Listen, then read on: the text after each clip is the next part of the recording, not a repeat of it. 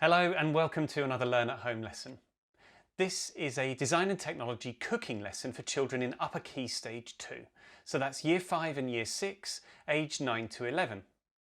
On screen now is a list of what you'll need to take part in this lesson. Now you're also going to need the equipment and ingredients listed on the recipe that comes with the activity sheets for this lesson. When you see the pause icon appear on screen, pause the video and take a moment to think about the question I've just asked you. If you're working with someone, you can talk to them about your ideas. Do you have everything you need? Let's get started. This lesson is all about British food, and today we're going to learn about and make some national English sweet dishes. Now before we get into this, quick spelling quiz. Which of these is a dessert and which of these is a dessert?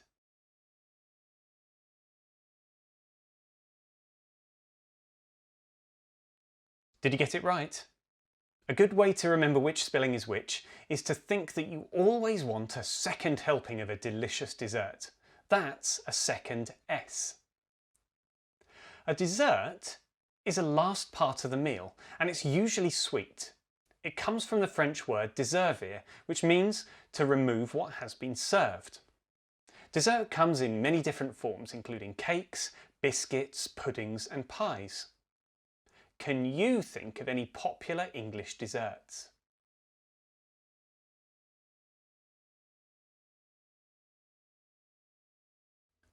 Did you think of any of these? Can you name any of these English desserts?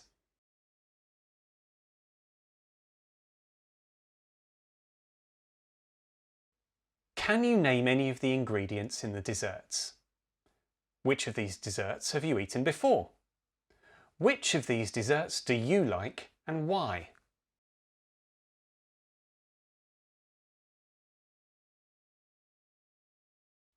Now, do you think these desserts are healthy or unhealthy? And why do you think that?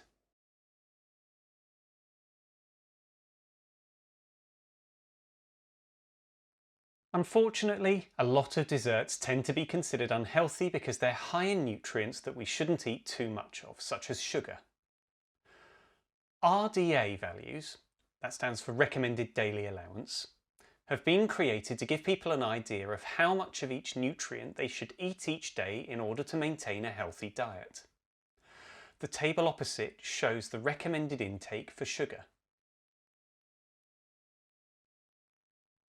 Sugar actually occurs naturally in many foods, and it's for that reason that we can often consume a lot of our RDA before we even get to dessert. Take a look at this table. It names some different types of sugar and the foods in which they're found. Have you ever seen these ingredients listed on the nutritional information of packaged food before? On most food packaging now, you'll find a diagram that looks a bit like this one. The section along the top tells you how many grams of each nutrient is in a serving of the product.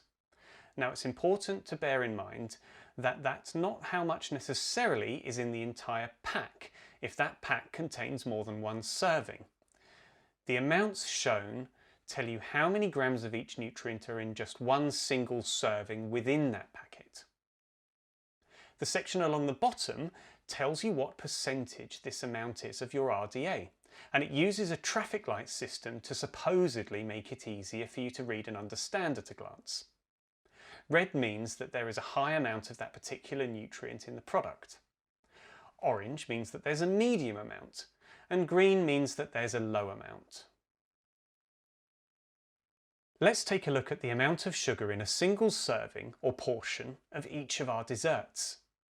You can see that banoffee pie, trifle and scones all have a medium amount of sugar, but jam roly-poly has an incredible 39% of your recommended daily allowance.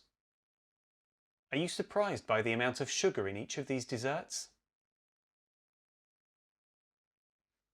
Desserts that you buy in shops often have surprising amounts of added sugar, but if you make your own at home, you can take control of how much sugar you add, as well as any other ingredients you use. For example, a fruit-based dessert is often a healthier choice. Fruit is a common ingredient in desserts, partly due to its naturally occurring sweetness. All of these fruits pictured grow really well in Britain's climate and weather conditions. How many of them can you identify?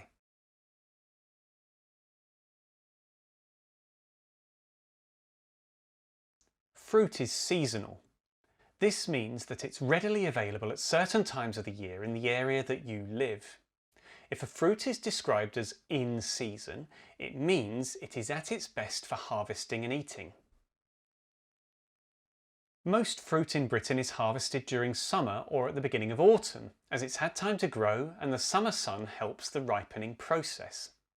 However, there are some differences, as you can see in this chart. The ticks show the months that each fruit is in season.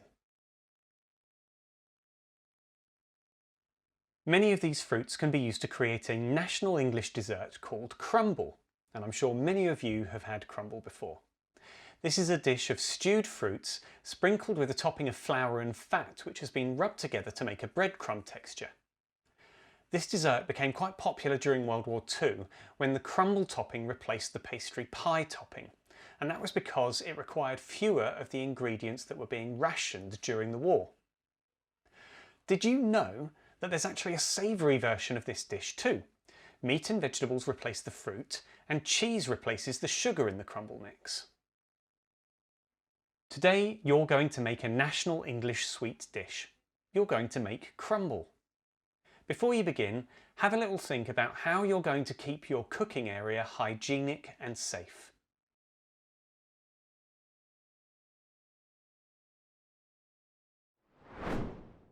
Now it's time to get cooking.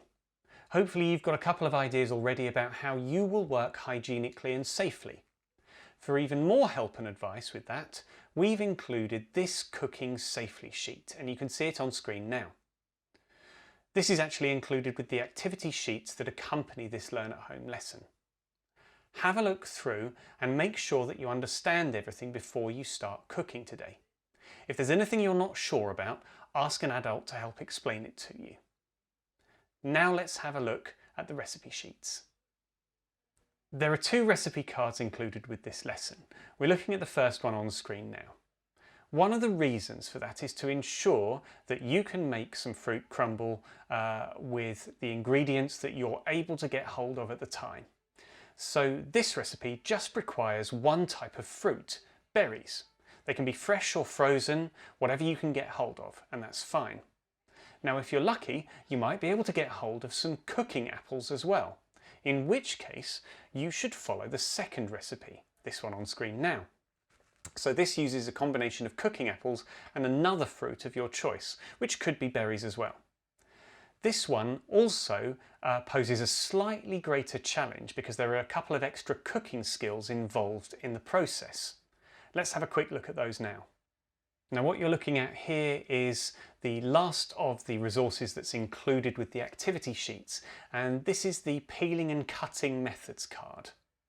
If you're just working following the recipe that requires berries, you won't need to use any of these 3 skills, but if you're using cooking apples and or something else, you'll definitely want to have a look at this. It describes how to peel an apple safely, and it demonstrates 2 different ways of holding a knife and cutting to ensure that your fingers are safe and out of the way whilst you're doing that cutting. You should be able to follow along the recipe on your own and complete most of the steps yourself too, but you will need an adult to supervise and help with putting the crumble into the oven and taking it out when it's done. Good luck cooking. I hope you enjoy making your crumble, and I hope even more that you enjoy eating it once it's cooled down a bit. After today's lesson, and after you've tasted your crumble, you could have a little think about how you might change that recipe next time. Could you use some different fruits? How could you tweak the recipe and make it your own? Thanks for joining me for this Learn at Home lesson. You'll find information about this lesson as well as others in the series in the description below this video. And if you've not yet got your hands on the resources that go along with this, or maybe you've just come across this video for the first time, stick around to find out how you can download the Learn at Home lesson packs as well as accessing thousands of resources which are ideal for teaching and learning in school or at home from PlanBee.com. For more information, advice and resources for learning at home, search for PlanBee or visit PlanBee.com.